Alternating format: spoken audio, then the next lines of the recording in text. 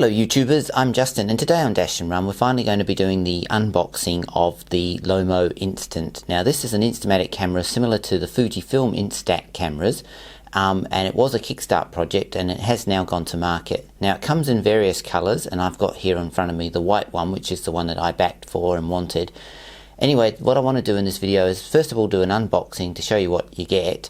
Then I'll have a look at the camera itself, and then finally I'll show you a bit of a comparison with the other Fujifilm Instax cameras and this Lomo Instamatic camera, and so you can see a bit of a difference. Anyway, let's go and see what we get in the box and go from there. Okay, so this is everything I got in my set for the Lomo Instant camera. Now you can get different colours and you can also get different kits that will come with more lenses or less, but in my case this is everything I got in my kit. So it came with a manual, it came with a set of cards that basically are printed in the style of your Instamatic photos, but they've actually got tips on how to take those shots on the back, which is a nice feature. It came with a lens cap for the camera, a strap, and a close-up lens in my case, which is different if you bought one that has the 3 lenses. It also came with a couple of coloured filters, and then finally it came with the camera itself, which in my case is the white model. So that's basically everything I got in my kit, and as I said, there's many different colours and quite a variation of the kits that you can get. So next, let's go and have a look at the actual camera itself. Okay, so let's have a look at the camera itself, and as you can see, it's very boxy in shape. It probably won't win any awards for its design, but it's not a bad looking camera, and in this case I've got the white model. Now they do come in many other colours of this camera, so I'll flash some of those up so you can see, and they've quite a variety of colours that you can get. It has got a sort of a leathery type, fake leather type coating on the front part, but then this part is basically just a plastic. Anyway, let's have a bit of a look around the actual switches and dials on this camera. So we've got a lens cap, which is quite good, so it basically just fits over like so, and that covers the lens. Now next to your lens you've got a little mirror thing here, and that's for selfies, so that's quite good that that's got a mirror for doing selfies, or if you want to sort of make sure someone's in the frame, they can look into that and you can say, are you in that shot? And they say yeah, and you sort of yeah, and then you know you're in frame. Great thing to have. On this side you've got an exposure adjustment, which is good for, you know, if you want to adjust the exposure levels if you're in a dark place or a light place, so you can adjust it there. And then next to it down the bottom here you've got the flash. Now the flash has also got a little slit here just in the front of it, and this will allow you to put these extra things that they included, which are filters, and they've got quite a few different colours. I mean, as you can see I've got quite a few with me, and so they will allow you to get sort of different coloured looking shots using the filter. Now at the top you've also got your shutter release, which is quite good, and a little screw thread for your strap. Now on this side you've got a switch that will allow you to do double exposure or standard exposure, and then this switch here operates your focal length, so you can adjust the focal length, and it kind of works a bit like an old bellow where it pushes the whole front mechanism in and out. If you can see, it's actually moving in and out.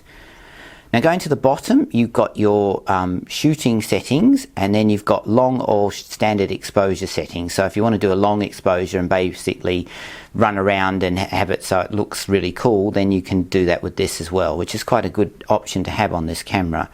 Now going to the back, we've got a little viewfinder here which will tell you how many shots are left in your film. You've got your battery compartment here, which is 4 AAA batteries, but they don't include them in the actual box, which you have to supply yourself. And then finally you've got here, this is where you put your film in, and it's basically a Fujifilm Instamatic film that it takes. And again, that's not included in the box, so you have to get that yourself. So that's a bit of a quick look at the actual camera itself.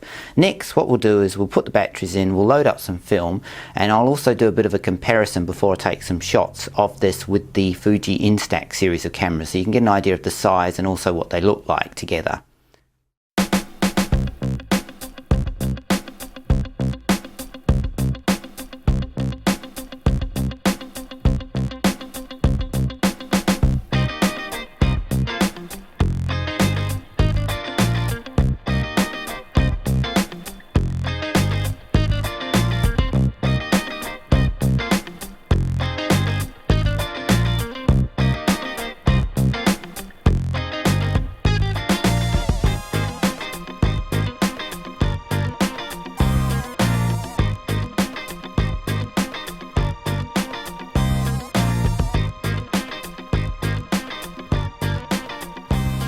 Okay, so now let's load the film and the batteries, and we'll give it a bit of a test. So first of all, I'll get the batteries in.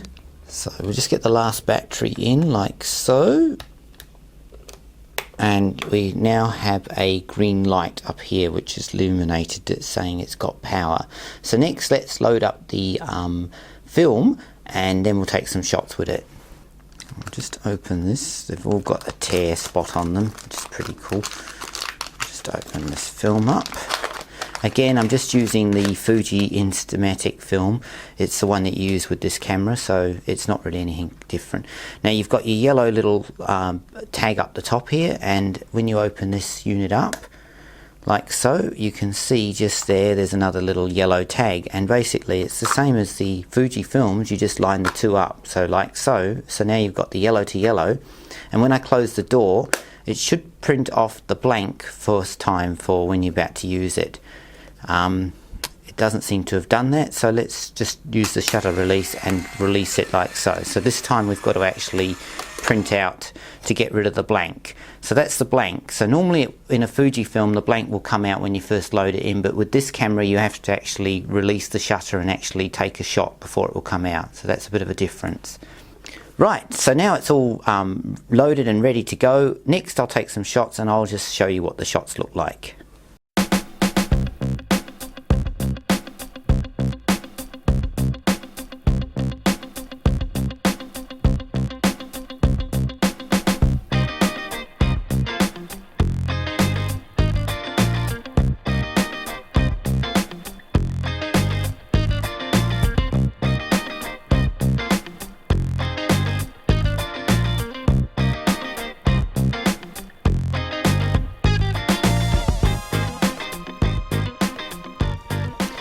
Well, there you go. There's a bit of a look at the Lomo Instamatic camera, and yes, it's a really nice camera. It's a little bit boxy for my liking, but overall I quite enjoyed using this camera, and I'm certainly not unhappy that I backed it on Kickstart.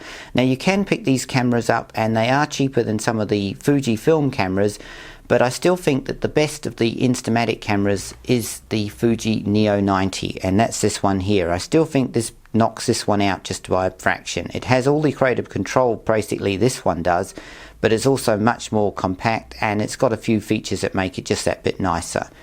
But overall, if you're after something a bit more unusual and a little bit different, then I certainly can recommend this camera. And also, going on the cost structure, this will probably be cheaper than the Neo 90, so you might want to go for it, because you definitely have a lot of the creative control that the Neo 90 has, but you've got it in maybe a cheaper packaging. Anyway, I'm Justin, and as always, thanks for watching, and please subscribe to my channel.